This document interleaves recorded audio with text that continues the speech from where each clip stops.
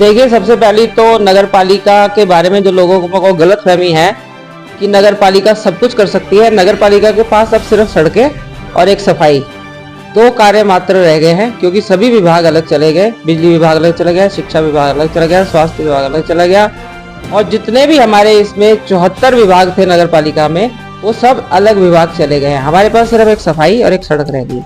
तो सड़कों का निर्माण मैं तीसरी बार वहाँ की सभासद रही हूँ। तो सबसे पहले कार्यकाल में हमने भद्राज मंदिर तक रोड बनवाई पूरी। पुनियाल जी उस समय अध्यक्ष थे, तो उस समय हमने भद्राज मंदिर तक जो है सड़कों का निर्माण करवाया। दूसरे कार्यकाल में हमने जो दुधली गांव के जितनी सड़कें थी उनका निर्माण कराया और आसपास के क्षेत्रों की सड़कें बनवाई। और इस कार्यकाल में हमने सर्कुलर रोड जो गुरु नानक स्कूल के पास है उसका चौड़ीकरण करवाया, और जो दुधली रोड जा रही है क्लाउडेड से नीचे तक जा रही है उसका निर्माण कराया। खेत की तरफ रोड का निर्माण कराया। और सबसे बड़ी बात है, जितना हमारे पास बजट होगा हम उतना ही निर्माण कराएंगे। जो लोग ये बातें बना रहे हैं कि सड़कें नहीं बनाई, हमारे यहाँ ज्यादातर सड़कें पीडब्ल्यूडी विभाग की है। सरकार से कोई ये पूछे, जो ये भाजपा के आज यहाँ के भाषण दे रहे हैं, 3 बार से इनके विधायक है, यहाँ मंत्री जी भी बन गए, उनसे बताइए कि उन्होंने यहाँ पीडब्ल्यूडी में कितना कार्य कराया। कल उन्हीं की एक जो प्रत्याशी है जो भाजपा से कंटेस्ट कर रही है चेयरमैन का, वो कह रही थी माल रोड की हालत देखिए। उनको ये नहीं पता कि माल रोड नगर पालिका बनाती है कि पीडब्ल्यूडी बनाता है। 7 करोड़ रुपए पीडब्ल्यूडी ने लगाए।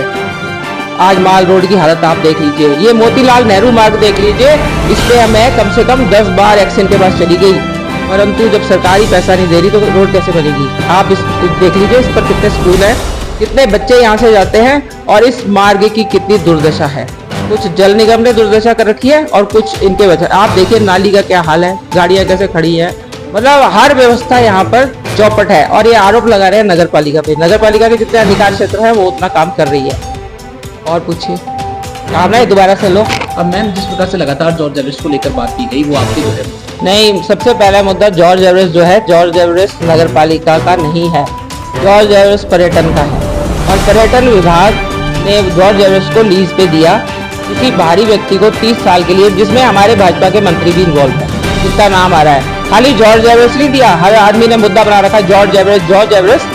उसके साथ यूपीएमडीसी की कॉलोनी भी दे दी लीज पे, और जो माइंस का एरिया था जिसको लंबी धार कहते हैं, वो पूरा कई एकड़ जमीन जो है इन्होंने लीज पे दे दी है। और ये खाली एक नेतागिरी करने के लिए कि जॉर्ज एवरेस्ट मार्ग का। आज जो वहाँ के स्थानीय जो लोग वहाँ कारोबार कर रहे हैं ना, जिन्होंने पार्किंग बना रखी है या चाय वाय की दुकानें बना रखी है, वो सब बहुत खुश है। कह रहे हैं कि जो गेट है ना वो नीचे होने से हमारा बिजनेस चल रहा है, बहुत अच्छा चल रहा है। अगर ये गेट ऊपर चला गया तो हमारा बिजनेस नहीं चलेगा। और मात्र एक अभय शर्मा है कोई ऋषिकेश का, जो उसके अंदर, और एक हमारे जो एक प्रत्याशी है भाजपा के, सिर्फ इन्होंने ये मुद्दा उठा रखा है। और आपने कभी देखा कि कोई स्थानीय वहाँ का या कोई वहाँ का जिसकी जमीन है वो वहाँ पर आया, किसी ने विरोध किया या किसी ने बोला कि मेरी जमीन है मुझे नहीं जाने दे रहे। कई बार इनकी एसडीएम के साथ भी बैठक हुई, एसडीएम ने बोला लाइए, आपको अंदर नहीं जाने दे रहे, आपसे टिकट ले रहे, नहीं दे रहे। वहाँ पर मित्तल है, एक मिस्टर मित्तल, जबकि उनका बिल्कुल गेट के साथ ही उनका होम स्टे है, टेंट हाउस है। उन्होंने तो आज तक कंप्लेंट नहीं करी कि मुझे अंदर नहीं आने दे रहे। तो ये इन्होंने खामखा का एक मुद्दा उठा रखा है। और कि जॉर्ज एवरेस्ट, अरे जॉर्ज एवरेस्ट का जब हेलीकॉप्टर वहाँ चला था, इको सेंसिटिव जोन को लेकर सबसे पहले विरोध करने मैं ही गई थी वहाँ पर, 40 व्यक्तियों को लेकर गई थी, और मेरे खिलाफ ही FIR हुई थी। और एक हमारे बेचारे 90 साल के बुजुर्ग हैं जो वहाँ रहते हैं, तेज कुमार जी, उनके खिलाफ उन्होंने कंप्लेंट करी थी। 1 साल तक तो मैंने मुकदमा झेला, मुझे पता है कि मैंने झेला के लिए। और जो हमारे प्रत्याशी भाजपा के बोल रहे हैं आज की हमने झेला, हम तो जेल जा रहे थे। अरे तो तुम भाजपा में क्यों गए? तुम तो बाहर बैठ के विरोध कर रहे थे उसका। तुमने तो विरोध किया कि ये जॉर्ज बेच दिया। आज तुम उन्हीं के तलवे चाट रहे हो भाजपा के, और उसी की टिकट से लड़ रहे हो तुम। तो आप बताइए कहाँ का न्याय है? कि क्या बोले इनको, क्या इन लोगों को बोला जाए? और मुद्दा बना रखा जॉर्ज एवरेस्ट। आप क्यों नहीं बोल रहे? आज बोले ना, वो जो भाजपा से लड़ रहे हैं वो आज बोले कि इन्होंने जॉर्ज एवरेस्ट को बेच दिया। आप क्यों नहीं बोल रहे? आपको मुझे अवश्य दोबारा नहीं 4बारा मौका देगी, क्योंकि मैंने जनता के जो काम कर रखे हैं ना, वो या तो जनता जानती है, मैं जानती हूँ। खाली सड़क ही हर मुद्दा नहीं होता, और सड़कों का निर्माण तभी होता है जितना हमारे बजट होगा। और जहाँ तक देखा जाए सड़कें हमारे वार्ड की बिल्कुल ठीक है, और जो हमारा जल निगम है वो तोड़ रहा है उन सड़कों को, और वो बना भी रहा है। अब काम चल रहे हैं, कभी वहाँ जियो वाले आ जाते हैं, कभी बिजली वाले आ जाते हैं, अंडरग्राउंड वाले, कभी जल निगम वाले आ जाते हैं, तो सड़कें टूट रही है। आप इनसे पूछिए, हाथी मार्ग जो PWD का है, NH है, और उसको बताइए कि उसकी क्या दशा है।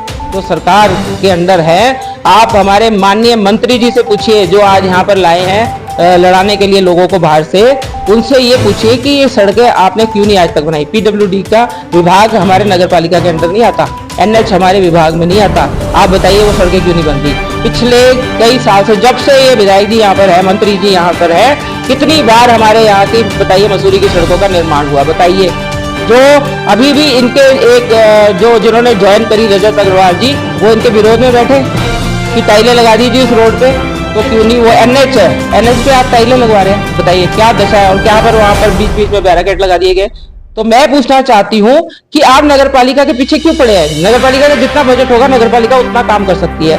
आप बताइए अपने स्तर से, आप इनसे पूछिए हमारे माननीय जो मंत्री जी हैं गणेश जोशी जी, कि इन्होंने दुधली भद्राज की तरफ कितना पैसा लगाया, कितनी विधायक नीति थी, कुएं की रोड का क्या हाल है, कुएं पे जो लोग हैं उनके पास बिजली नहीं है, आज तक वो स्ट्रीट लाइट से अपना गुजारा चला रहे थे। इनसे कहा गया पर्यटन विभाग से एनओसी दिलवा दो, ये चुप होकर गए, इन्होंने एनओसी नहीं दिलवाई। आज उनके जो प्रत्याशी है वो दो रहे, कुआं पे अंधकार छाया है, वहां के लोग बेचारे देश की सेवा कर रहे हैं लड़के। अरे वो देश की सेवा किसके कारण कर रहे हैं? जसबीर कौर के कारण। वो जसबीर कौर ही जानती है कि वो देश की सेवा कर रहे हैं, कैसे फौज में भर्ती हुए, और वहां अंधकार छाया हुआ है। तो आप इस सरकार से पूछिए ना, इन्होंने क्यों नहीं बिजली लगाई वहां पर, विधायक जी ने क्या किया।